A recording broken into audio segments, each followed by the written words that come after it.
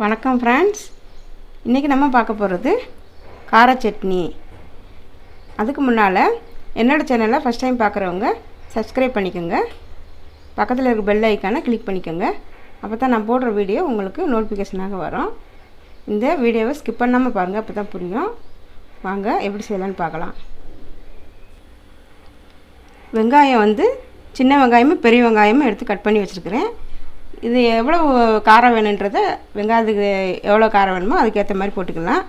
இது பெரிய வெங்காயம் போடாமல் வெறும் சின்ன வெங்காயம் மட்டும் இருந்தால் கூட இந்த சட்னி செஞ்சால் நல்லா டேஸ்ட்டாக இருக்கும்.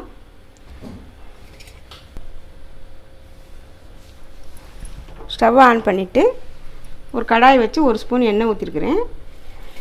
வெங்காயத்துக்கு தக்கன மிளகாய் வத்தல் போட்டு வறுத்துக்கலாம்.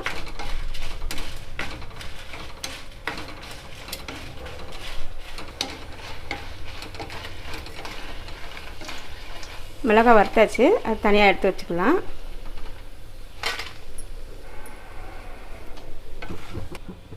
அந்த எண்ணெயிலேயும் வெங்காயத்தை போட்டு வதக்கலாம்.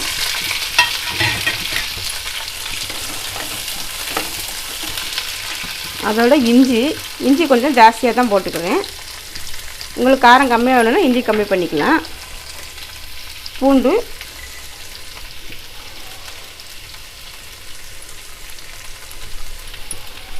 சேர்த்து எல்லாத்தையும் சேர்த்து வதக்கிக்கலாம்.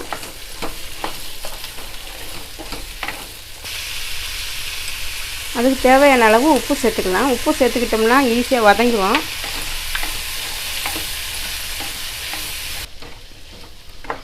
இது வதங்கிடுச்சு. இது இட்லி, தோசை அதுக்கெல்லாம் நல்லாயிருக்கும் இந்த சட்னி. இந்த சட்னி சின்ன பசங்கள்லேருந்து பெரியவங்க வரைக்கும் எல்லாத்துக்குமே பிடிக்கும். டேஸ்ட்டாகவும் இருக்கும், சீக்கிரமாகவும் செஞ்சிடலாம். இது வதங்கிருச்சு, ஆஃப் பண்ணிடுறேன்.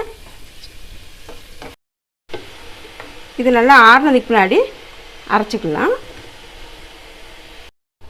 இது மாதிரி நல்லா நைஸாக அரைச்சிக்கலாம்.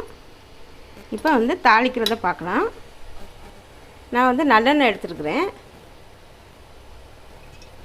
அது 2-3 ஸ்பூன் எடுத்து ஊற்றிக்கிட்டு எண்ணெய் காயட்டும்.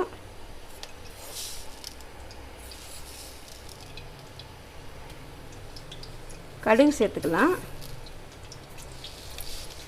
கடுகு நல்லா பொரியட்டும். கடுகு பொரிஞ்சிடுச்சு, கருவேப்பிலை சேர்த்துக்கலாம். ஆனால் இந்த அரைச்சி வச்ச சட்னியை அதோட மிக்ஸ் பண்ணிக்கலாம்.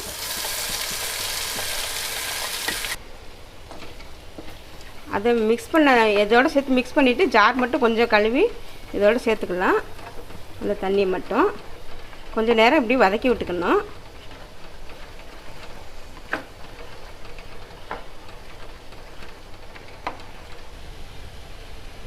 இந்த அளவுக்கு கொதி வந்தவனையே எடுத்துருங்க.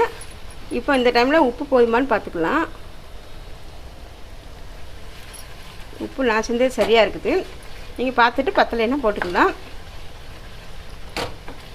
இது ரெடி ஆயிடுச்சு சட்னி. ஸ்டவ் ஆஃப் பண்ணிடுறேன். இது மாதிரி நீங்களும் ட்ரை பண்ணி பாருங்கள். இது பிடிச்சிருக்கும் உங்களுக்கும்.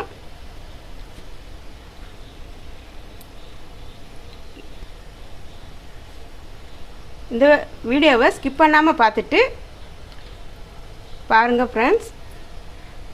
பார்த்துட்டு லைக் பண்ணுங்கள், ஷேர் பண்ணுங்கள், சப்ஸ்கிரைப் பண்ணுங்கள். நன்றி.